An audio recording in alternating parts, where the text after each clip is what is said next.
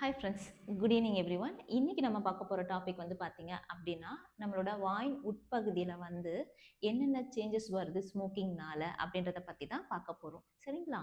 Hi, I am doctor Lokeshwari, oral pathologist. ஸ்மோக்கிங்னால வந்து பார்த்தீங்க அப்படின்னா, முதல்ல பற்களை எடுத்துக்கிறோம். பற்களை எடுத்துக்கிட்டோம் அப்படின்னா உங்களுக்கு நான் இந்த பிக்சரில் காமிச்சிருக்கேன் பார்த்தீங்களா, ஸ்டெயின்ஸ் ஒரு மாதிரி மைல்டு ப்ரௌன் கலர்லேருந்து டார்க் ப்ரௌன் கலராகவோ இல்லை பிளாக் கலராகவோ ஸ்டெயின்ஸ் வந்து டூத்தில் வந்து படிய ஆரம்பிக்கும். ரெண்டாவது வந்து பார்த்தீங்க அப்படின்னா, அன்பிளசன்ட் ஓடர் எப்பயுமே இருந்துக்கிட்டே இருக்கும். ஏன்னா ஸ்மோக்கிங் பண்ணிக்கிட்டே இருக்கிறதுனால உங்களுக்கு அந்த அன்பிளசன்ட் ஓடர் வந்து எப்பயுமே வாயின் உட்பகுதியில் இருந்துக்கிட்டே இருக்கும். மூணாவதா வந்து பார்த்தீங்க அப்படின்னா, கம்ஸ் அண்ட் வாயின் உட்பகுதியான பக்கல் மியூக்கோசா அப்படின்னு சொல்லுவோம். அதில் வந்து பார்த்தீங்க அப்படின்னா, பிக்சரில் போயிட்டு இருக்கிற மாதிரி உங்களுக்கு ப்ரௌன் கலராக ஒரு பிக்மெண்டேஷன்ஸ் ஃபார்ம் ஆகும்.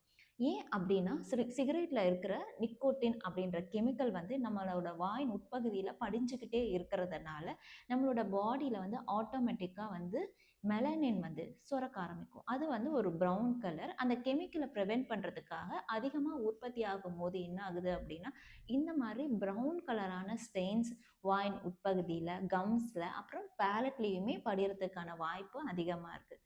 அப்படி பேலட்டில் படியும் போது பார்த்தீங்க அப்படின்னா, அன்னம் அப்படின்னு சொல்கிற அந்த பேலட்டில் வந்து சலைவரி கிளாண்ட் வந்து குட்டி குட்டி குட்டி குட்டியாக மைனர் சலைவரி கிளாண்ட் இருக்கும்.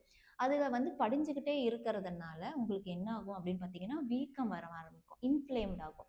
இந்த இன்ஃப்ளமேஷன் ஆகிறதுனால உங்களுக்கு வாயின் உட்பகுதியில் இந்த பிக்சர் காமிக்கிற பாருங்க, இந்த மாதிரி ஃபார்ம் ஆகும். அதை வந்து நம்ம நிக்கோட்டின் ஸ்டொமடைட்டிஸ் அப்படின்னு நம்ம சொல்லுவோம்.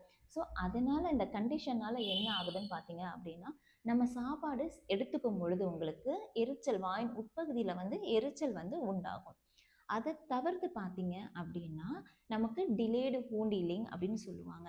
அதாவது வந்து பார்த்தீங்க அப்படின்னா, டென்டல் ப்ரொசீஜர் ஏதாச்சும் பண்ணுறோம், பல்ல எடுக்கிறோம், உங்களுக்கு ஏதாவது சர்ஜரி, பெரியோடான்டல் சர்ஜரி ஏதாவது பண்ணுறோம் அப்படின்னா, புண்ணு ஆறதுக்கு வந்து கால தாமதம் ஆகும். ஏன் அப்படின்னு பார்த்தீங்க அப்படின்னா, சிகரெட் ஸ்மோக் பண்ணுறவங்களுக்கு பிளட் சப்ளைஸ் வந்து கம்மியாகும். பிளட் சப்ளை கம்மியாகும் போது ஆக்சிஜன் அந்த இடத்துக்கு ஒழுங்காக சப்ளை ஆகாது. ஆக்சிஜன் சப்ளை இல்லாததுனால உங்களுக்கு என்ன ஆகும் அப்படின்னா, ஹீலிங், புண்ணு ஆறுறது வந்து கொஞ்சம் நாட்கள் எடுத்துக்கும்.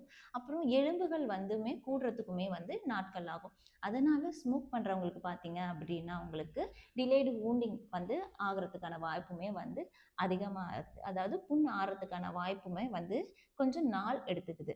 அதுக்கப்புறம் பார்த்தீங்க அப்படின்னா, கம்ஸில் ஆகட்டும், நாக்கில் ஆகட்டும் ஒரு வறட்சியுமே வந்து உண்டாகும். இந்த கம்ஸ்ல வந்து பார்த்தீங்க அப்படின்னா, வறட்சி வர்றதுனால உங்களுக்கு கம் ரெசீட் ஆகிறதுக்கான வாய்ப்பு, கம் ரெசீட் இந்த படத்துல காமிக்க பாருங்க, அந்த மாதிரி ஆகிறதுக்கான வாய்ப்புமே வந்து அதிகமா இருக்கு. அதன் பிறகு நாள்பட ஸ்மோக்கிங் இருந்துக்கிட்டே இருக்கவங்களுக்கு பற்கள் எல்லாம் சீக்கிரமா விழறதுக்கான சான்சஸ் வந்து ரொம்பவுமே அதிகம். ஏன் அப்படின்னா, ஸ்மோக்கிங்னால உங்களுக்கு அந்த கெமிக்கல்னால உங்களுக்கு கம்ஸ் அஃபெக்ட் ஆகி ஜிஞ்சவைட்டிஸ் வர்றது இல்லாம பெரிடோன்டைட்டிஸாவும் ஃபார்ம் ஆகுறதுனால எலும்புகள் வீக் ஆயிடுது. அந்த எலும்புகள் வீக் ஆகுறதுனால என்ன ஆகுது அப்படின்னா, பற்களை சீக்கிரமாவே இழக்கிறதுக்கான வாய்ப்பு அதிகமா வந்துடுது.